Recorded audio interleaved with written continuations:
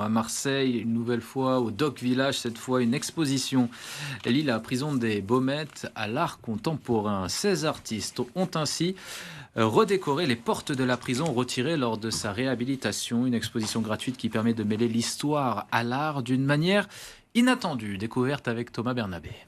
Et de cette porte brute à cette porte complètement retravaillée par l'artiste belge Geluc, il n'y a qu'un pas, Alexis Penchef, un pas que vous avez franchi justement, un projet qui est né en 2021, au moment où vous avez racheté justement ces portes et vous vouliez en faire quelque chose d'autre finalement.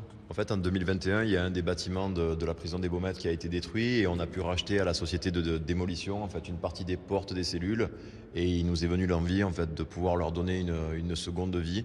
Parce qu'on ne voulait pas que ces portes en fait, soient détruites parce qu'elles marquent l'histoire de notre ville.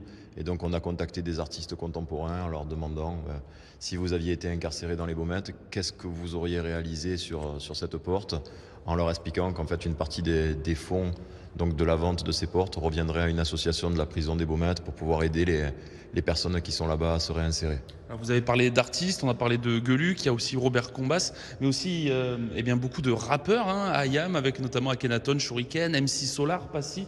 Ça aussi, c'était une manière de lier l'histoire de la prison avec l'histoire de Marseille également. Alors, en fait, ce que l'on voulait, c'est souvent dans les paroles des rappeurs, c'est un sujet qui ressort très régulièrement. Donc, par exemple, quand on a contacté Passy en lui demandant qu'est-ce qu'il aurait écrit, et on a les paroles du Maton te guette, en fait, qui sont écrits sur la porte des prisons, ou alors Shuriken et Akhenaton avec les Bad Boys de Marseille. Et c'est vrai que je trouve que les rappeurs ont autant un sens à travailler sur ces portes que peuvent l'avoir des peintres.